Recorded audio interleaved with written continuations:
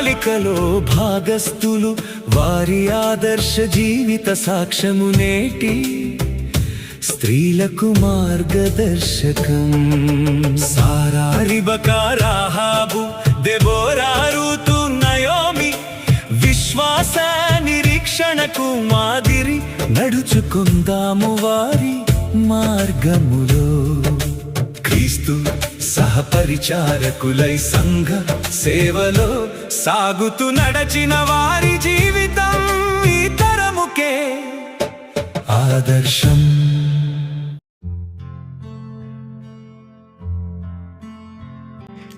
బైబిల్లోని స్త్రీలు అను ఆధ్యాత్మిక కార్యక్రమంలో భాగంగా ఈరోజు లిడియా అను స్త్రీని గురించి మన మధ్యలో మిసెస్ విజయభారతి గారు ధ్యానించబోతా ఉన్నారు.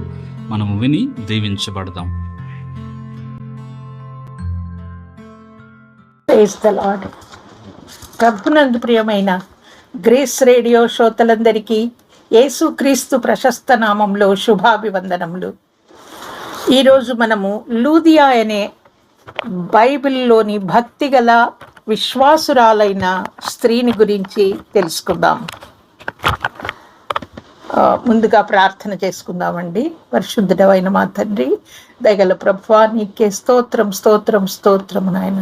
నీకే స్తుతి, ఘనత, మహిమ, ప్రభావాలు ఎల్లప్పుడూ యుగ యుగములకును కలుగునుగాక. మా ప్రభువా, మా రక్షక, మమ్మల్ని అందరినీ ఇంతకాలం కాచి కాపాడిన దేవా, నీకే స్తోత్రము నాయన. తండ్రి, ఈరోజు మేము తండ్రి లూదియాను గురించిన వాక్య భాగాన్ని ధ్యానించబోచుండగా తండ్రి ప్రభా, ఆ బిడ్డ చేసినటువంటి గొప్ప సేవను గురించి తండ్రి మేము తెలుసుకోబోచుండగా నాయన తండ్రి, ఆ బిడ్డ జీవితాన్ని మాకు మాదిరికరంగా తండ్రి ఉంచి నాయన, ఆ ఆదర్శవంతమైన మహిళ ద్వారా తండ్రి ఎన్నో పాఠాలను మాకు నేర్పించమని, మీ కృప చొప్పున మమ్మల్ని వాడుకున్నామని నిన్ను వేడుకొనుచున్నాము తండ్రి. మరి లూదియా హృదయంలో తండ్రి హృదయాన్ని నీవు తెరిచినావు నాయన తండ్రి, నీకే స్తోత్రము తండ్రి.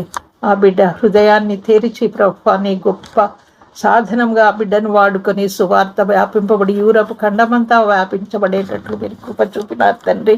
మరి ఇక్కడ ఈ వాక్యం వినుచున్న ప్రతి స్త్రీ హృదయాన్ని నీవు తెరవమని వేడుకొనుచున్నాము నాయన. వినిన వాక్యము వలన వారిలో విశ్వాసాన్ని కలిగించండి నాయన, వారి యొక్క విశ్వాసాన్ని స్థిరపరచండి. మరి ఆ విశ్వాసంతో నీ సువార్తను ప్రకటించే బిడ్డలుగా వారిని ప్రతి ఒక్కరిని దీవించండి నాయన. మరి నీకు రాకడకు ఎన్నో సూచనలు మేము నేటి దినాల్లో చూస్తున్నాం తండ్రి. మరి ఆ రాకడ దినాలు సమీపించగా తండ్రి, ఈ రోజుల్లో మేము సువార్త ప్రకటన ఈ లోకమంతా చేసేటట్లు ప్రభువా తండ్రి, నీవు ఈ బిడ్డలను అందరినీ నీ గొప్ప సాధనాలుగా వాడుకుంటావని నిన్ను వేడుకొనుచున్నాం నాయన. మాపై నీ కృప చూపమని మేము వినుచున్న ఈ వాక్యము మా యొక్క హృదయాల్లో నాటుకుని నీరు కట్టు ఫలించేటట్లు కృప చూపమని మా ప్రభువును ప్రియరక్షకుడు నైనా యేసుక్రీస్తు దివ్యమైన నామం ద్వారా వేడుకొనుచున్నాం మా పరమ తండ్రి. ఆమేన్, ఆమేన్. ప్రియమైన శ్రోతలారా, అపోస్తుల కార్యములు 16వ అధ్యాయము 13వ వచనంలో వ్రాయబడిన దేవుని వాక్య భాగాన్ని మనం చదువుకుందాము. విశ్రాంతి దినమున గవిని దాటి నదీ తీరమున ప్రార్థన జరుగుననుకొని అక్కడికి వచ్చి కూడి వచ్చిన స్త్రీలతో మాటలాడుచుంటిమి. అప్పుడు లూదియాయను దైవభక్తి గల స్త్రీ వినుచుండెను. ఆమె ఊదారంగు పొడిని అమ్ము తుయతైరా పట్టణస్థురాలు. ప్రభువు ఆమె హృదయంను తెరిచెను గనుక పౌలు చెప్పిన మాటల యందు లక్ష్యముంచెను. శ్రోతలారా, ఇప్పుడు మనము చదువుకున్న వాక్య భాగంలో లూదియా అనే స్త్రీను గురించి వ్రాయబడి ఉంది. లూదియా ఫిలిప్పీలో నివసించిన తుయతైరా పట్టణస్థురాలు. ఆమె దేవుని యందు భయభక్తులు కలిగినటువంటి స్త్రీ అని వ్రాయబడి ఉంది. ఆమె అన్యురాలైన మరి యూదుల యొక్క లేఖనాలను నమ్మినటువంటి స్త్రీ, యూదామత ప్రవిష్టురాలు అని తెలుస్తోంది. పౌలు తన 2వ మిషనరీ యాత్రలో అంతియొకయను విడిచి శీలను తన సహచరునిగా ఏర్పరచుకొని సహోదరుల చేత, ఆ సంఘంలో ఉండే సహోదరుల చేత ప్రభువు కృపకు అప్పగింపబడిన వాడై బయలుదేరాడు.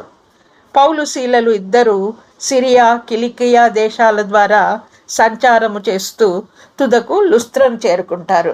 లుస్త్రలో తిమోతి పౌలు శీలలతో చేరుతాడు.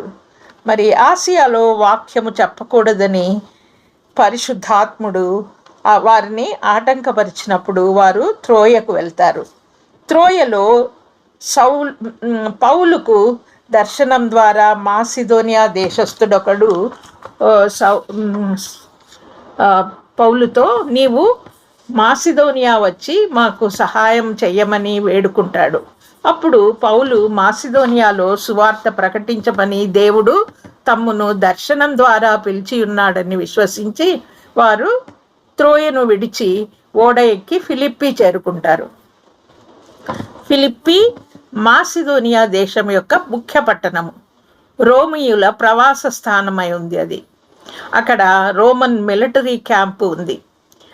అక్కడ ఫిలిప్పీలో కొన్ని దినాలు ఉండిన తర్వాత విశ్రాంతి దినాన పౌలు అతని సహచరులు గవిని దాటి, అంటే ఊరి బయట ఉన్న గంగైటస్ నదీ తీరాన యూదామత ప్రార్థనలు జరుగుతాయి అనుకొని వారక్కడికి వెళ్ళారు. ఎందుకంటే అక్కడ సమాజ మందిరమే లేదు. కనీసము 10 మంది యూదులైన పురుషులు అక్కడ ఉంటే అక్కడ ఒక సమాజ మందిరము నెలకొని ఉండేది. కానీ అక్కడ పట్టుమని 10 మంది యూదులైన పురుషులు కూడా అక్కడ లేరు అని తెలుస్తోంది. అక్కడంతటా అన్యులే ఉన్నారు. పౌలు అతని అనుచరులు ఈ గంగైటస్ నదీ తీరానికి వచ్చినప్పుడు అక్కడ కొందరు స్త్రీలు కూడుకొని ఉన్నారు. పౌలు వారితో మాట్లాడినప్పుడు అతడు ఒకవేళ అతడు ఏం బోధించి ఉంటాడు, ఎక్కడికి వెళ్ళినా పౌలు ఎవరితో మాట్లాడినా ప్రభువు సువార్తనే చెప్తాడు, లేఖనాలను బోధిస్తాడు. కొరింథీయులకు రాసిన మొదటి పత్రిక మొదటి అధ్యాయము 17వ వచనంలో ఇలా వ్రాయబడి ఉంది, క్రీస్తు యొక్క శిలువ వ్యర్థము కాకుండానట్లు వాక్చాతుర్యము లేకుండా సువార్త ప్రకటించుటకే ఆయన నన్ను పంపెను. దేవుడు పౌలును సువార్త ప్రకటించడానికే నన్ను పంపెను అంటున్నాడు. మరి ఇంకా అదే అధ్యాయము 23వ వచనంలో మేము సిలువ వేయబడిన క్రీస్తును ప్రకటించుచున్నాము. మరి ఏం బోధించాడు అక్కడ? యేసు ప్రభువును, సిలువ వేయబడిన యేసు ప్రభువును గురించి ప్రకటిస్తున్నాడు. ఆయన సిలువ సువార్తను ప్రకటిస్తున్నాడు. నదీ తీరాన ఉన్న స్త్రీల సమాజానికి కూడా పౌలు ప్రభు యొక్క సిలువ సువార్తను గురించి బోధించి ఉంటాడు. ఇక్కడ ఉన్నటువంటి స్త్రీలందరిలో ఒక్క స్త్రీ పేరే పరిశుద్ధాత్మ దేవుడు వ్రాయించాడు లేఖనాల్లో. ఆమె లూదియా అనే దైవభక్తి గల స్త్రీ. ఆమె ఎంతో ఆసక్తితో పౌలు గారి బోధను ఆలకిస్తూ ఉంది. ఈమె ఊదారంగు పొడిని అమ్మే తుయతైరా పట్టణస్థురాలు, అంటే వ్యాపారం చేసుకునే స్త్రీ. మరి అది ఏమి చిన్న వ్యాపారం కాదండి. ఈమె అమ్మే ఊదారంగు పొడి చాలా ఖరీదైంది. ఊదారంగు వస్త్రాలు కేవలము రాజవంశీకులు, ఉన్నత పదవులలో ఉండేవాళ్ళు, మరి ఉన్నత హోదాలో ఉన్నవాళ్ళు, ధనవంతులు మాత్రమే ధరించేవాళ్ళు. కాబట్టి ధనికులు ధరించే ఖరీదైన ఊదారంగు వస్త్రాలు తయారు చేయడంలో ఈ ఊదారంగు పొడిని యూస్ చేసేవాళ్ళు. మరి ఆ ఊదారంగు పొడిని అమ్మే లూదియా కూడా ధనవంతురాలే. ఆమె ఒక గొప్ప వ్యాపారవేత్త అయి ఉంటుంది. ఆమె అమ్మే ఊదారంగు పొడిని ఎలా తయారు చేస్తారంటే, 1 గ్రాము పొడిని తయారు చేయడానికి, 1 గ్రాము ఊదారంగు పొడిని తయారు చేయడానికి 8,000 నత్తగుల్లల నుండి స్రవించే ద్రవము అవసరము. 8,000 నత్తగుల్లల నుండి స్రవించే ద్రవము అవసరము. నత్తగుల్లలు అంటే సముద్రంలో దొరికే మొలస్క్స్ అన్నమాట. సముద్రంలో దొరికే మొలస్క్, వీటి నుండి మరి స్రవించేటువంటి ద్రవము, లిక్విడ్, ఒకలాంటి లిక్విడ్ స్రవిస్తుందంట. ఆ లిక్విడ్తో ఈ ఊదారంగు పొడిని తయారు చేస్తారు. మరి తుయతైరా పట్టణము ఎంతో అభివృద్ధి చెందిన పట్టణము. మరి చేతి పనులకు పేరెన్నిక కలిగినటువంటి పట్టణము. కుంభకారులు, చర్మకారులు, నేత పనివారు, రంగులు, అద్దకాల పని చేసేవారు తుయతైరా పట్టణంలో ఎక్కువగా ఉండేవారు. అంటే హస్తకళలను ఎక్కువగా పోషించేవారు వాళ్ళు. లూదియా తన వ్యాపారం నిమిత్తము బహుశా ఫిలిప్పి పట్టణంలో నివసిస్తూ ఉండవచ్చు. ఆమె ఎంతటి ధనవంతురాలైనా, గొప్ప వ్యాపారం చేస్తూ ఎంత బిజీగా ఉన్నా ఆమె దేవుని యందు భయభక్తులు కలిగి ఉంది. మరి నిజ దేవుణ్ణి ఆరాధించాలనే ఆశ, ఆసక్తి కలిగి ఉంది. మన దేవుడు తన దగ్గరికి వచ్చేవారిని ఏమాత్రం తృణీకరించడు. ఆశగల ప్రాణాన్ని తృప్తిపరుస్తాడు మన దేవుడు. లూదియా పౌలు బోధించే రక్షణ సువార్తను శ్రద్ధగా వినింది. అప్పుడు ప్రభువే ఆమె హృదయాన్ని తెరిచాడు. అపోస్తుల కార్యములు 16వ అధ్యాయము 14వ వచనము చివరిలో ప్రభు ఆమె యందు లక్ష్యముంచెను. రక్షణ అనేది దేవుని కార్యం. మనుషుల మనసులను తెరిచేది కూడా ప్రభువే. లూకా సువార్త 24వ అధ్యాయము 45వ వచనంలో కూడా ఇలా వ్రాయబడి ఉంది. అప్పుడు వారు లేఖనములను గ్రహించున్నట్లుగా ఆయన వారి మనస్సు తెరిచాడు. పునరుత్థానుడైన యేసు ప్రభువు తన శిష్యులకు కనబడినప్పుడు వారు భయాక్రాంతులైనారు. అప్పుడు ప్రభువే వారు లేఖనములను గ్రహించేటట్లు వారి మనస్సులను తెరిచాడు అని వ్రాయబడి ఉంది. మరి లూదియా పౌలు బోధ విని యేసు ప్రభువునందు విశ్వాసముంచి ఆయనను తన స్వంత రక్షకునిగా అంగీకరించి బాప్తిస్మం పొందింది. అంతేకాక తన కుటుంబంలోని వారికి అందరికీ రక్షణ సువార్తను చెప్పి తన ఇంటి వారందరికీ బాప్తిస్మం ఇప్పించింది. ఆమె విశ్వాసం ఎంత పవర్ఫుల్లో చూడండి. ఆమె తన ఇంటిలో ఉండే దాసదాసీలకు కూడా ప్రభు మార్గంలో నడిపించి ఉంటుంది. మరి ఐరోపా ఖండము అంతటిలో పౌలు సేవలో లూదియానే రక్షింపబడినటువంటి మొట్టమొదటి క్రైస్తవురాలు అయిన ఆమె ఐరోపా ఖండం అంతట్లో ఈమెనే ఫస్ట్. లూదియా అంటే దివిటి అని అర్థం. దివిటిలా ఆమె తన వెలుగు ప్రసరింపజేసింది. ఐరోపా ఖండం అంతా సువార్త ప్రకటింపబడడానికి సహకరించింది. రక్షణలో దేవుని ఏర్పాటు ఉండాలి. అంటే ఆయన మహాకృప, మన విశ్వాసము రెండూ ఉండాలి. ఆయన మహాకృప, మన విశ్వాసము రెండూ ఉండాలి. మరి విశ్వాసం కలగడానికి లూదియా వలె మనము ఆసక్తితో, ఆశతో దేవుని వాక్యం వినాలి.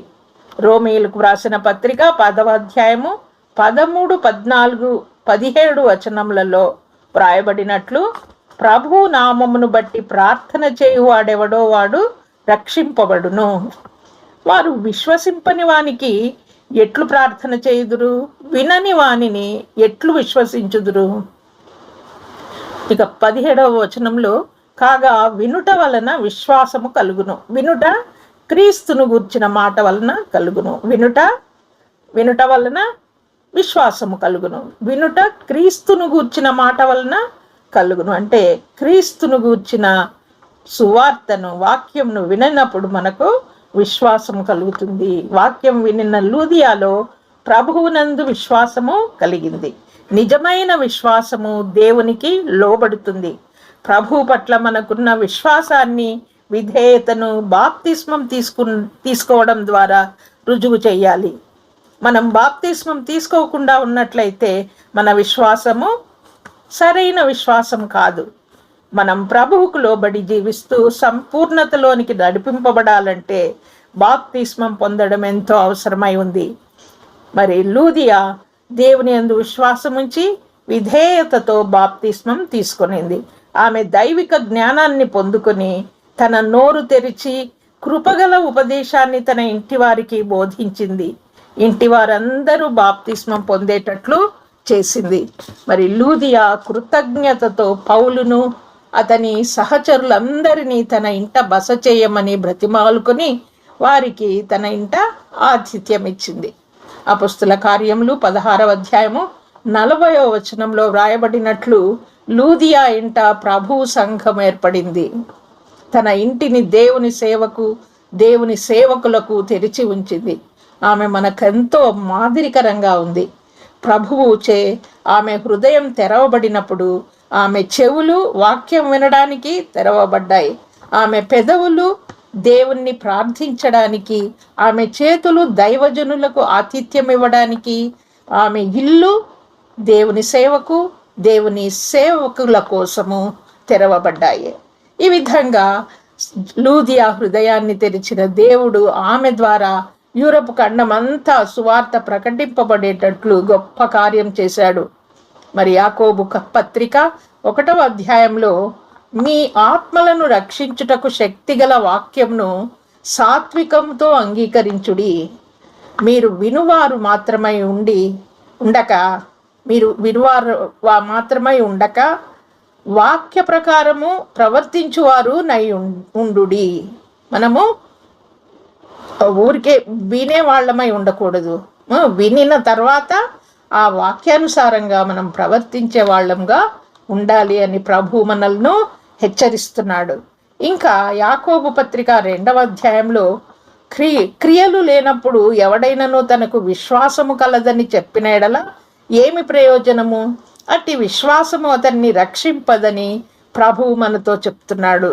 ప్రభువు వాక్యము వినుట వలన విశ్వాసం కలుగుతుంది. అయితే ఆ విశ్వాసము క్రియలు లేనిదైతే అది ఒంటిగా ఉండి మృతమైన దగును. క్రియలు లేని విశ్వాసము మృతము. దయ్యాలు కూడా యేసుక్రీస్తే దేవుడని నమ్మి వణుకుతున్నాయి కదా. మనము యేసుక్రీస్తునందు నాకు విశ్వాసం ఉంది అని చెప్తూ ఉన్నప్పటికీ నీ విశ్వాసము క్రియలు లేనిదైతే, మన విశ్వాసము క్రియలు లేనిదైతే అది నిష్ఫలమైనది. మన పితరుడైన అబ్రహాము తన కుమారుడైన ఇస్సాకును బలిపీఠం మీద అర్పించినప్పుడు అతడు క్రియ వలన నీతిమంతుడుగా తీర్పు పొందాడు. అబ్రహాము తన క్రియల వలన దేవుని యందు విశ్వాసం ఉంచి మరి తన కుమారుణ్ణి, ఒక్కడై ఉన్న తన కుమారుని బలిపీఠం మీద అర్పించి తన క్రియల వలన నీతిమంతుడైన తీర్పు పొందాడు. అలాగే రాహాబు దూతలను చేర్చుకొని వేరొక మార్గమున వారిని పంపివేసినప్పుడు క్రియల మూలంగా నీతిమంతురాలని ఎంచబడినది. మరి లూదియా నేను ప్రభువునందు విశ్వాసము కలదానని మీరు ఎంచితే నా ఇంట వచ్చి ఉండుడి అని దైవజనులతో అని వారిని ఇంటికి పిలుచుకొని పోయి ఆతిథ్యం ఇచ్చింది. తన ఇంటి తలుపులను దేవుని సేవకు, దైవజనులకు తెరిచి ఉంచింది. తన క్రియల మూలంగా యూరప్ అంతటా క్రైస్తవ సంఘములు స్థాపింపబడుటకు కారకురాలైంది. మరి ఆ నీతిమంతురాలు మనకు ఆదర్శవంతంగా ఉంది. మరి పౌలును అతని అనుచరులైన శీలా, తిమోతి, లూకా కూడా లూదియా యొక్క ఆతిథ్యాన్ని స్వీకరించి ప్రార్థనా స్థలానికి వెళ్తూ ఉండగా పూతోను అనే దయ్యం పట్టిన చిన్నది వారికి ఎదురుగా వచ్చింది. ఆ చిన్నది సోదె చెప్పే వృత్తిలో తమ యజమానులకు చాలా లాభం సంపాదిస్తూ ఉండేది. ఆమె పౌలును ఇతర సేవకులను చూసి వాళ్లను వెంబడిస్తూ వారి వెనుక వెళ్తూ ఏమన్నదంటే, ఈ మనుషులు సర్వోన్నతుడైన దేవుని దాసులు, వీరు మీకు రక్షణ సువార్తను ప్రకటిస్తారు అని కేకలు వేస్తూ చెప్తూ ఉందట. మరి ఆ విధంగా చాలా రోజులు ఆమె అలానే అరుస్తూ వీళ్ళు సర్వోన్నతుడైన దేవుని దాసులు మీకు రక్షణ సువార్తను ప్రకటిస్తారు అని కేకలు వేస్తూ వారి వెనుక వెళ్తూ ఉందంట. మరి ఈరోజు ఆ విధంగా వస్తూ ఉంటే పౌలు ఎంతో వ్యాకులం చెందినాడట. మరి ఆ చిన్న దానిలో నుండి వెళ్ళిపోమని, ఆ చిన్నదానిలో నుండి వెళ్ళిపో అని ఆ దయ్యాన్ని గద్దించినాడు. యేసు నామంలో గద్దించినప్పుడు ఆ చిన్నది బాగుపడింది. అయితే ఆ చిన్నదాని యజమానులు తమ లాభసాధనం పోయిందని పౌలు శీలలను పట్టుకొని అధికారుల దగ్గరకు ఈడ్చుకొని వెళ్ళారు. ఒక వ్యక్తి రక్షణ కంటే వారికి డబ్బే ముఖ్యము. వారి లాభసాధనం పోయింది కదా, ఆ అమ్మాయి ఇంకా ఇప్పుడు సోది చెప్పదు, బాగుపడింది కదా, దయ్యం లేదు ఆమెకు. కాబట్టి వారి డబ్బు పోయింది, ఇంకా డబ్బు రాదు. కాబట్టి వాళ్ళు పౌలును శీలను మరి దొమ్మిగా ప్రజలందరూ దొమ్మిగా వచ్చి వారి మీద పడి వాళ్ళని పట్టుకొని న్యాయాధిపతుల దగ్గరికి పోయినారు, వాళ్ళు పిలుచుకొని పోయినారు. అప్పుడు న్యాయాధిపతులు వారి వస్త్రాలు లాగివేసి మరి బెత్తాలతో వాళ్ళను కొట్టాలని ఆజ్ఞాపించారు. తర్వాత చెరసాలలోకి త్రోసి వాళ్ళ కాళ్లకు బొండా వేసి బిగించినారు. పౌలు శీలలు వాళ్ళందరికీ అక్కడ ఆ ఫిలిప్పీలో ఉండే వాళ్ళందరికీ ఎంతో మేలు చేసినారు. దేవుని వాక్యం బోధించి స్వస్థతలను జరిగించి ఎంతో మేలు చేసినారు. అయినా వాళ్ళు చేసిన మేలుకు ప్రతిగా వాళ్ళు కీడు చేసినారు. పౌలుకు శీలలకు అన్యాయంగా వాళ్ళు శిక్షను అనుభవించారు. ప్రభువు నామం నిమిత్తము వారు పొందినటువంటి ఈ హింస నిమిత్తము వారు ఏమాత్రము చింతించలేదు, ఏమాత్రము నిరుత్సాహపడలేదు. కానీ మధ్యరాత్రి వేళ దేవునికి ప్రార్థన చేస్తూ వాళ్ళు పాటలు పాడుతూ దేవుని సంతోషంగా స్తుతిస్తూ ఉన్నారట. మరి ఆ సమయంలో అకస్మాత్తుగా మహాభూకంపం వచ్చింది. భూకంపం వచ్చినప్పుడు చెరసాల పునాదులు అదిరాయి. మరి ఎంతో గొప్ప అద్భుతం జరిగింది. మరి దేవుడు తన బిడ్డలను విడిచిపెట్టాడని మనకు దీన్ని బట్టి రుజువవుతుంది. చెరసాల అధికారి మొదట ఖైదీలు పారిపోయి ఉంటారనుకొని తను తాను కత్తి దూసి పొడుచుకోబోయాడట. మరి అప్పుడు పౌలు శీలలు అతని వద్దకు వచ్చి, ఏ హాని చేసుకోవద్దు, మేమందరం ఇక్కడే ఉన్నాము, మేము ఎక్కడికి పారిపోలేదు అని చెప్పినప్పుడు ఆ అధికారి వారి ఎదుట సాగిలపడ్డాడట. మరి అయ్యలారా, రక్షణ పొందడానికి నేనేం చెయ్యాలి అని వారిని అడిగాడు. అప్పుడు వారు పౌలు శీలలు, యేసు ప్రభునందు విశ్వాసముంచు, అప్పుడు నీవు నీ ఇంటి వారు రక్షింపబడతారు అని చెప్పి వారికి అతనికి దేవుని వాక్యాన్ని బోధించారు. మరి వెంటనే అతడు దైవజనులను బయటికి తీసుకొని వెళ్ళి, ఆ చెరసాల అధికారి పౌలు శీలలను బయటికి తీసుకొని వెళ్ళి వారి గాయాలు కడిగాడట. మరి ఆ తర్వాత జైలు అధికారి అతని ఇంటి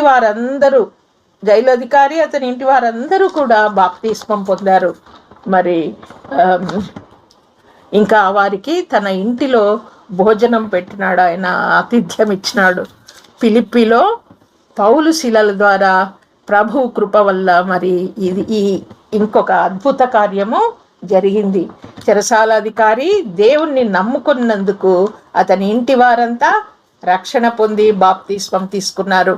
దైవజనులకు ఆతిథ్యం ఇచ్చి తన విశ్వాసము నిష్ఫలము కాదని, క్రియలతో కూడిన విశ్వాసమని, అది నిష్ఫలం కాదని నిరూపించాడు చెరసాల అధికారి.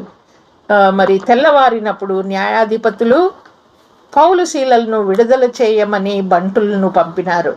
అప్పుడు పౌలు శీలలు వాళ్ళు రోమియులని తెలుసుకొని భయపడి వారిని క్షమాపణ కోరారు. మరి వారిని పట్టణం విడిచిపోమ్మని వేడుకున్నారు. అప్పుడు పౌలు శీలలు జైలు నుంచి నేరుగా లూదియా ఇంటికి వెళ్ళారు. అప్పుడు లూదియా దైవజనులకు మరి గాయాలను కట్టి వారికి ఉపచారం చేసి ఉంటుంది. అక్కడ సహోదరులు ఉన్నారు. వారిని చూచి వాళ్ళు వారిని ప్రోత్సాహపరిచారు. అంటే అక్కడ ఒక క్రైస్తవ సంఘము నెలకొని ఉంది. లూదియా ఇల్లు ఒక క్రైస్తవ సంఘంగా నెలకొనింది. మరి అప్పుడు పౌలు శీలలు వాళ్ళను, ఆ విశ్వాసులను కూడుకొని మరి ప్రభువును ఆరాధించారు. మరి ఆ విశ్వాసులకు వాక్యము బోధించి ప్రార్థన చేసి ప్రభువులో వారి ఆనందిస్తూ వారిని ఎంతో ప్రోత్సాహపరిచారు ఆ సంఘాన్ని. ఈ విధంగా దేవుడు లూదియా హృదయంలో వెలిగించినటువంటి వాక్యపు వెలుగు యూరోపు ఖండమంతా వ్యాపించింది, ప్రసరించింది. ప్రకటన గ్రంథము 12వ అధ్యాయం 2వ అధ్యాయము 19 నుండి 28 వచనాలలో రాయబడినట్లు, ప్రభువు మొదట తుయతైరా సంఘానికి వ్రాసిన లేఖ. ప్రభువు తుయతైరా సంఘానికి రాసిన లేఖ. ఆ లేఖలో ప్రభువు మొదట తుయతైరా సంఘాన్ని వారి నీతి క్రియలను బట్టి, ప్రేమ, విశ్వాసము, పరిచర్య, వారి యొక్క పరిచర్య, సహనాన్ని బట్టి వారిని మెచ్చుకున్నాడు ప్రభువు. కానీ ఆయన వారిపై తప్పు ఒకటి మోపాడు. తాను ప్రవక్త్రిని అని చెప్పుకునే యెజబెలు అనే స్త్రీని నీవు ఉండనిస్తున్నావు.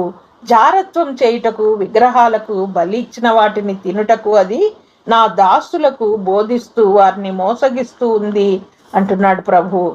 తాను ప్రవక్త్రిని అని చెప్పుకునే ఆ స్త్రీ పేరు యెజబెలు కాదు, కానీ పాత నిబంధనలోని ఇశ్రాయేలు రాజైన ఆహాబు భార్య అయిన యెజబెలు అను పేరు గల విగ్రహారాధికురాలు, దుష్టురాలైనటువంటి స్త్రీ ఆమె.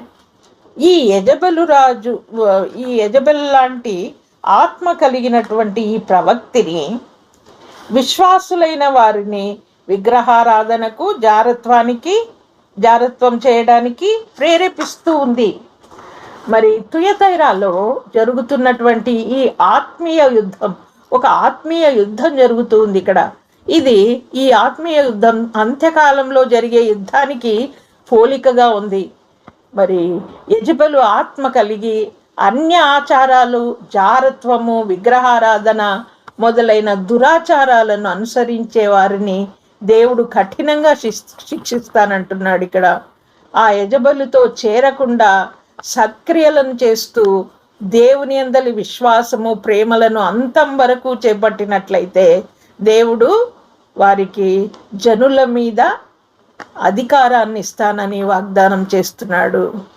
మరి ఫిలిప్పి పట్టణంలో ఆది అపోస్తలిక సంఘాన్ని తన ఇంటనే స్థాపించి దైవజనులకు, విశ్వాసులకు దేవుని ప్రేమతో ఆతిథ్యమిచ్చి సువార్త వ్యాప్తికి పాటుపడినటువంటి లూదియాకు, ఈ అభినవ యెజబెలుకు ఎంత వ్యత్యాసం ఉంది కదా.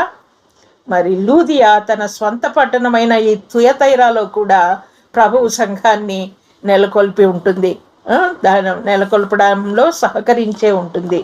మరి అందుకే తుయతైరా సంఘంలో ప్రభువును ఆత్మతో సత్యంతో ఆరాధించేవారు ఉన్నారు. కొందరు ఆత్మతో సత్యంతో ఆరాధించేవారు ఉన్నారు. వారిని దేవుడు మెచ్చుకున్నాడు. అయితే వారిని శోధిస్తూ ఈ యెజబెలు ఆత్మీయ యుద్ధం కొనసాగిస్తూ ఉంది. నేటి కాలంలో సైతము క్రైస్తవ సంఘాల్లో అన్య ఆచారాలు, జారత్వము, అబద్ధాలు, మోసము, కక్షలు, రాజకీయాలు మొదలైన దుష్కార్యాలు ఎక్కువైపోయినాయి.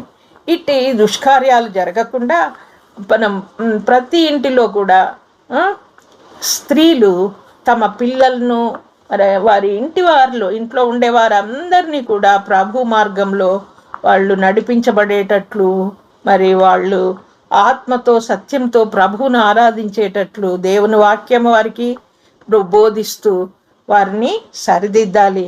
యెహోవా యందలి భయభక్తులను నేర్పించాలి. వారి కొరకు నిత్యము ప్రార్థన, విజ్ఞాపనలు చేస్తూ ప్రభువు కృపను పొందుకోవాలి. మరి ప్రభు యొక్క కృపను పొందుకోవాలంటే మనము దేవుని యందు, మరి దేవుని కార్యాలయందు, దేవుని ఆజ్ఞలను అనుసరించుట యందు మనము ఆశను, ఆసక్తిని కలిగి ఉండాలి. మరి రోమేయులకు రాసిన పత్రిక 12వ అధ్యాయము 11వ వచనంలో చూసినట్లయితే, ఆసక్తి విషయంలో మాంద్యులు కాక ఆత్మయందు తీవ్రత కలిగి ఉండమని వ్రాయబడినట్లు మనము దేవుని పరిచర్య చేసే విషయంలో ఆసక్తి కలిగి ఉండాలి. దేవుని సేవ చేసే విషయంలో ఆసక్తి కలిగి ఉండాలి. ఆత్మయందు తీవ్రత కలిగి మరి ఈ దేవుని కార్యాలను మనము చేయాలి, దేవుని సేవను చేయాలి, సువార్త సేవ చేయటంలో పాటుపడాలి. మరి అప్పుడే మనం కూడా సువార్త ఈ లోకమంతా ప్రచురింపబడటంలో బలమైన సాధనాలుగా మనము వాడబడతాము. అట్టి కృప ప్రభు మనకు అందరికీ దయచేయునుగాక. Amen, amen.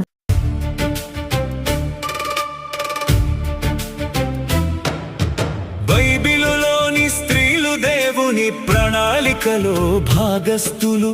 వారి ఆదర్శ జీవిత సాక్ష్యము నేటి స్త్రీలకు మార్గదర్శకం. సారా, రిబకా, రాహాబు, దెబోరా, రూతు, నయోమి విశ్వాస నిరీక్షణకు మాదిరి.